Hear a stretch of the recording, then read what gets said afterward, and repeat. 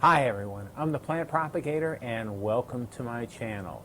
Today I'm in the laboratory in Southwest Florida and I just made this medium, my Orchid replate medium, and I'm selecting flasks to put the media in. I'll be pouring it in petri dishes, but I also will be pouring it in a variety of different sizes and shapes of flasks. And my video today is the result of a suggestion. So I had one comment was that the person wanted to know how I prepared, what kind of flasks I used, and how I prepared the flasks. And I thought this is if you're interested in seeing really nice orchids today or propagation of plants directly, you're not going to see that. This is a pretty specialized video on how I do my flask preparation. And what I've settled on over the time that I've been flasking orchids is a couple of different approaches that seem to be working. So initially I tried just regular jars, canning jars, things like that. I tried deli containers like this. I tried a few different containers, and I also tried the commercially available containers that I don't have in front of me right now. But there are some containers that you can buy that are sold with specifically for plant tissue culture and in some cases orchids. And what I've settled on, and those tend to be pretty expensive. So what I've settled on is two different container types, and one is based on just a regular glass jar about this size. So these are like canning jars. This is a Smucker's jelly container, and this is a good size. I've got a couple of these here, another one right here. So the Smucker's colors on the top, and I'm using this because the plant propagator junior is actually an engineer at Smucker's. So I like using her containers, and she actually oversaw one of the jam and jelly lines at the Smucker's plant. So anyway, I like using the Smucker jars. But so this is a tomato sauce can. There are pickle. If you use a pickle container or something, just make sure that the smell is gone. Sometimes it still smells a little bit. Sometimes the lids can actually take up the smell, so be a little careful of that. This is, I think, a ragu. Can't smell it anymore, but this is a ragu sauce container. So there's all types of glass containers that you can use. The seal that you'll get on these containers is really good, and that's a problem when you're doing flasking. So what I do with these containers is I create a vented lid, and I've tried a few different approaches to creating a vented lid on these containers. And I've tried in some of the containers that have plastic lids, I've tried melting a hole in the container and putting a cotton ball in that hole, putting tape on the top. Sometimes I've tried it without putting tape on the top. But you got to watch, the cotton ball sometimes will slip in the container. So anyway, that's another. We'll get to that in just a second. But these are the containers that I use, and I don't, like I said, I don't like the seal that most of these jam and jelly and sauce containers provide. It's just too tight a seal, and the orchids and the cell cultures like to breathe a little bit. This is a good source, and you can use canning jars for this also, but again, be careful with that. The ones where the lids separate, you got to make sure that the lid doesn't stick to the jar. So actually the insert, I turn it over so that the inside lid doesn't stick to the jar. Anyway, back to these, and these you don't have to buy. You get it when you buy your delicious Smucker's jam and jelly. But you can, like I said, these are just good containers, with the exception of the tight seal on the lid. So what I found over time is that it's helpful to have a vented lid, and what that does is it allows, first of all, you don't get gas buildup. Sometimes after time in culture, when you open it up, you'll hear a poof that is the pressure of the gases that are building up inside. And I don't think the orchid tissue or any tissue really likes being under that type of pressure. So the vented lids are really gently vented. You don't need big holes in the lid, but you need small holes. And this really, I've found that it really helps to get optimal growth. You can over-ventilate your container, which is not good, what happens as a result of that is that the medium dries out. So just a few small holes in the lid of the container, and I'll show you how to do this, is what works out well. The other containers that I'd like to use are, and it's what most of the commercial flaskers use, are these 32-ounce or 16-ounce deli containers. And you can get some of these. I'll go into more detail on how I prepare these. I don't just use the straight containers. Again, what I do is I make vented containers out of these containers, and the growth that you get out, this is just packed. This is just really loaded. So the growth that you get out of these when there's a small venting hole in the top really is good, and I'll show you how to make the holes and how to do those containers. I'll also share with you the source of the containers. I've shopped around a little bit for these containers. You can get these containers from the deli when you get your carry-out food. You have to be careful about these containers because sometimes the bottom is polypropylene, which is pressure cooker and autoclave stable, and the bottom is good, but then the top is not polypropylene. So you can try some containers from your favorite deli, but sometimes the top part of the container will melt.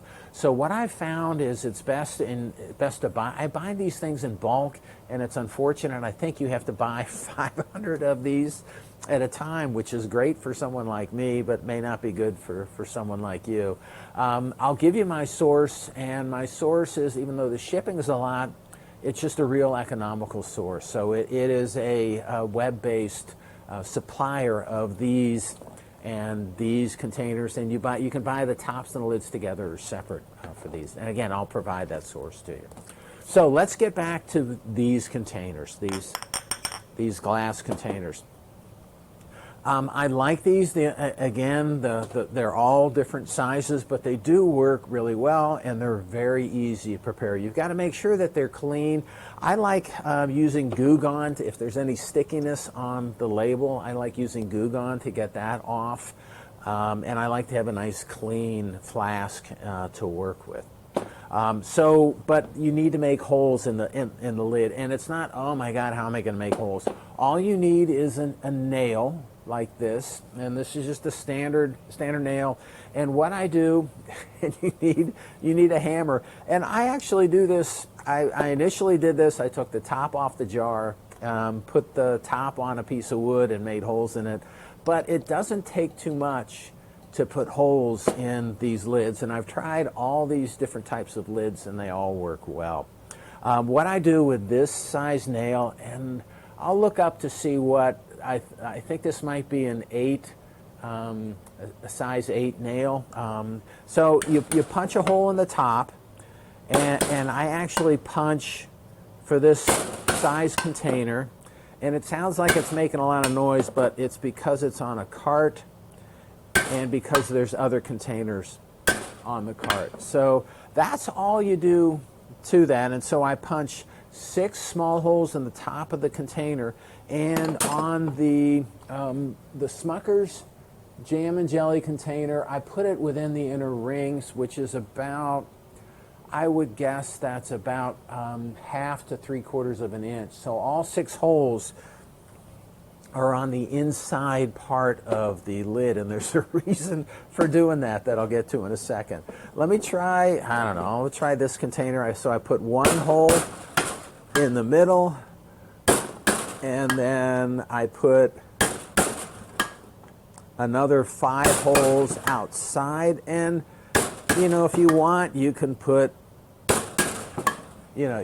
4 holes in there. 6 is just a number I came up with. I'll do one more just to show you how it is. It's, again, if I can do it, it's, oh, and then you use these over again too. So once you do this the first time, the problem with what I'm doing is that I give these flasks away. So this is, I want to show you this because of the amount of growth. So this is a flask. This is a smaller Smucker's container. This happens to be I think it's a caramel sauce container that's a little smaller. But this has Certipodium punctatum in them, and look how packed they are, and look at the root growth in this container. So this is just this just works really well. I did the same thing. I put a number of small holes in the lid. The next step of this process, so I have these three, and you can't just have the containers with the holes in the top. But what I do is I get, and this is, these are just standard cotton balls. Make sure you get cotton and not, not synthetic. And what I do is I kind of loosen up the balls a little bit, and you just make sure that the holes are covered by the cotton ball. And I loosen it up a little bit because on the inside of the cotton ball it's pretty tight. And I loosen it up just to make sure that all of the holes are covered. The next thing that you do is you take, I have laboratory tape. I'm not sure what other kind of tape works. So this is, again, this is inch wide tape, and all you do is tape the cotton ball down tightly over the holes. And I'll show you what this looks like. I've done this with, I like using this size jar, but you can use bigger or smaller. You can use whatever you like as far as the jar size. Make sure that your tape is a good quality tape, because you can't use masking tape. I'm not sure if you can use electrical tape. No, you can't. I'm going to say you can't. You have to make sure that the tape that you use will do okay in the pressure cooker or autoclave, because these flasks, at least the way that I do it, I autoclave the flasks separately and then pour the hot medium into it. But what you want to make sure is that the tape doesn't completely, here's a better example, the tape doesn't completely cover the cotton ball, because what happens is the air escapes, the gases that are in here escape, and then the oxygen can go into the flask as well. So this is, you saw how tight I put it. It's tight, but it's not, I'm not really compressing things down. And then what you do is you get the ventilation from the side on this. You don't, and from the inside, let me show you. You may or may not be able to see this very well, but the inside you can see that all the holes are covered with the cotton, and that's all that you want, and that's how that'll work for you. Okay, so that's how you prepare these flasks that are glass jars. Punch holes, put regular cotton ball on the top of it, and then cover that with good tape that will withstand the autoclave or pressure cooker. I next want to go into these flasks and how these are prepared, but I need to need to move to a different part of the laboratory, because what I'm going to do with these flasks is you can't really put a nail hole in the, well, you could probably, or drill or something like that.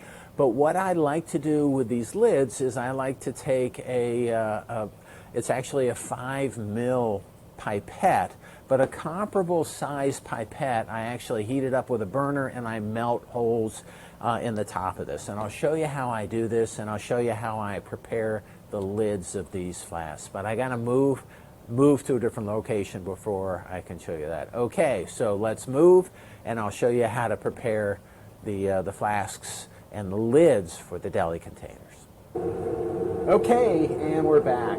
There might be a little bit of background noise that you can hear, and that is because I'm working inside, and I'm working in not a positive pressure hood, but a negative pressure hood. So this is a venting hood. If you're doing this at home, you should be outside in a garage with the garage open. This tends to generate some smoke that's not good for you. So we're working in again, in a hood, in a venting hood. What I'm going to do is take this 5 mil glass pipette, but you can really use anything that will heat up and let you, what we're going to do is melt a hole, a very small hole in the top of these lids. And what I have is 3 lids together. So what I want to do is show you how to do this. I might stand out of the way. I gotta stand up, bending over right now. So I'll stand out of the way so just so I'm a little more comfortable and I can do this. But what you do, this is a standard propane torch, and what you do is light this guy up and get the I think you can, we're right, yeah, I think you can see this. You get the whatever you're using to melt, you get it pretty hot. And then you essentially just drive it through, and you can see the melting plastic fumes coming off. And then I actually like to burn off the melted plastic on the whatever I'm using for melting. All right, so as I'm burning it off, heat it up again, and then go through. And this is a set of 3, is what I'm doing. I've tried using more than 3, but it kind of gets caught up in the 4th one. So 3 is what you can get through. I'll try to move this a little closer so that you can see what's going on. And what we have is about in the middle, 1, 2, and 3, and we're through. And again, I just melt the rest of this off. You know, as you're working with flame and plastic, I don't like having this on too long.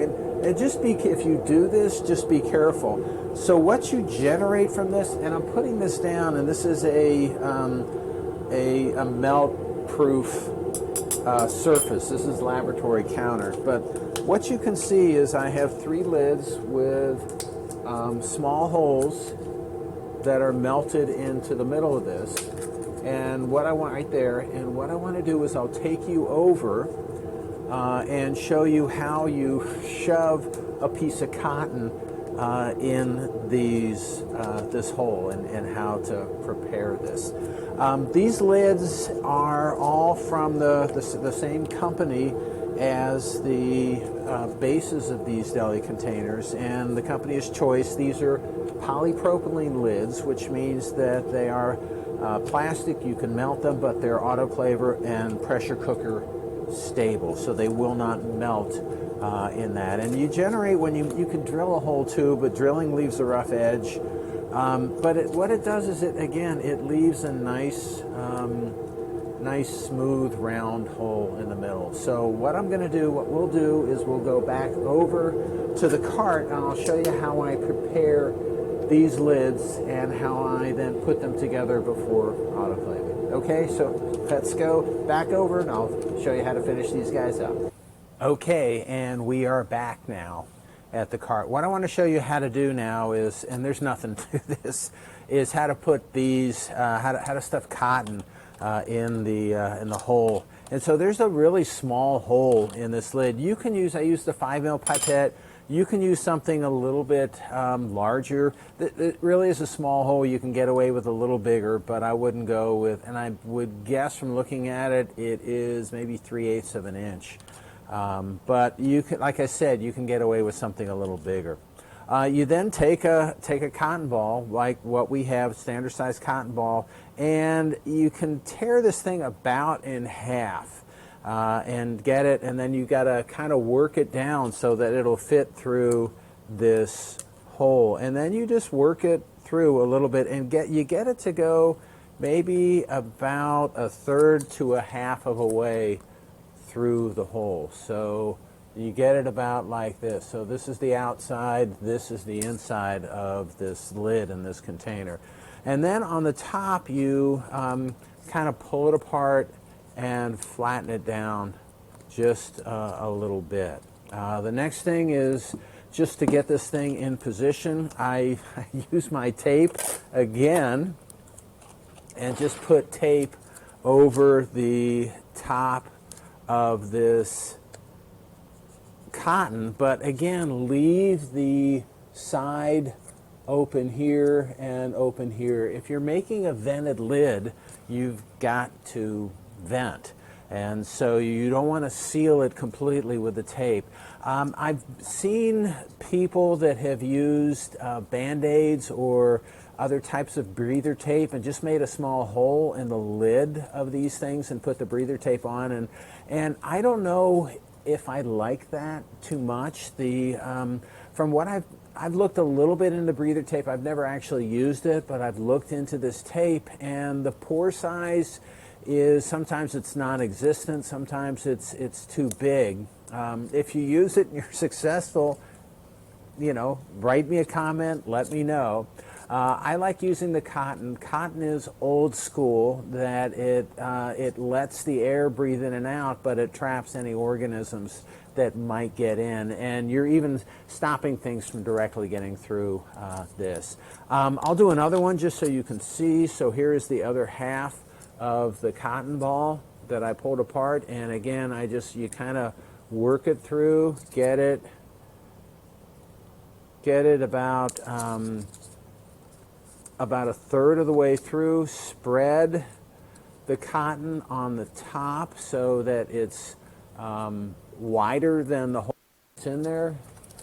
Get a piece of tape and cover it, but again, don't seal the sides. I'm sorry, that might not have been good enough to see, but this is how you do it. So you can make lids like this. This is very inexpensive, and they go on top. These lids will fit the big containers, the 32-ounce containers that you can fill. And this is Epidendrum schomburgkii in a container with a lid like this, and you can see they grow really well and they're loaded. And this is actually the same plant in a smaller container, and it's quite loaded as well. But they grow. I grow, a lot of the tall orchids I'll grow in these tall containers, and the smaller ones I'll put in the other containers. Just so you can see how kind of growth you can get. This is a Cattleya cross that I made. This is in a large container, and this is actually a den. This is a den that this is the Dendrobium mirabellianum in one of these large containers, and this is just a monster. This stuff is growing fast. And what happens if you get with these big containers and these vented containers, and if you have these tall plants, and you get these plants that are this tall. I mean, these plants are dendrobiums, and these are huge. And what it does is it gives you a jump on plant growth, and these are going to flower earlier than something that's going to be in a smaller container. I've done a lot of medium optimization, but these guys are growing like crazy in this container, and they're very, very tall. Anyway, back to these deli containers. You can get these things. The brand is Choice. You purchase them at the Webstaurant store, webstaurant.com, and I'll provide the information for this.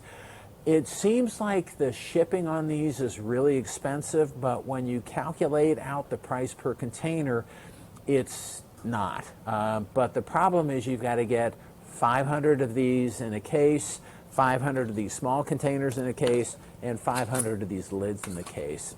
You can get around this by going to the GFS store. And the GFS store, there's local GFS stores you can buy online, and you can buy a single sleeve like this of the bottoms and the lids, and these are, I've tested them. GFS sells Gordon Food Services, I think. They're all polypropylene, they're autoclave stable, so if you need a smaller amount, you can go to the GFS store and buy these up. And there's actually a GFS store in the town that I'm in, a short distance from here. And if you buy them, they're good. They'll work. They may not be quite as good as these, but they're good, and they do work. The problem with that is they're really expensive per unit. But if you only need a small amount, go to the GFS store and buy these. If you can use 500, this is way cheaper, even though it seems like shipping is almost as much as the individual container. But even with the shipping, they're way cheaper than any other supplier that you can get. So, one other thing I do want to mention is that these things, the way that if you just autoclave them or pressure cook them like this, even though it seems, let me put the finished lid on, even though it seems like this is vented, usually it's going to vent fast enough so that you won't get really fast air escape from here. And what that means is that if you autoclave this container with a lid on type, you'll get the compressor will just vacuum close. This will get sucked in completely, and that's not good. So what I tend to do when I autoclave is I stack a bunch of these containers together, but when you stack them together, make sure that they come apart. I haven't figured it. They're even hard to get apart like this. When they're sterile, they're even harder to get apart. I may try dropping something down in between the containers so that they come apart easier. But just put a few containers together like this loosely, and then the lids, just kind of stack them like this, just on top, just very loosely on top of each other. You can wrap all of this in foil if you like, and it may be easier to do it that way. I take things out of the autoclave and immediately go into my hood and assemble these units. It takes just a few minutes to cool down, but you got to be careful again when you autoclave these containers that you're going to, in the airspace between the containers and in the containers, you're going to generate a vacuum when it cools off. So you got to be careful about that. But just try, experiment, see what you can figure out, see what you can do, and let me know in the comments if something works or doesn't work for you. So that's all I have for today. This is just a little, and it's very specialized, how to put the flasking containers together, both the glass and the plastic or the polypropylene. I hope you found it useful. If you like what you saw today and you want to continue to see my videos, it would help me out if you can click on like, share, and subscribe to my channel if you're not already a subscriber. So that's all I have for today. I'll get back to orchids and propagating very soon, and happy propagating.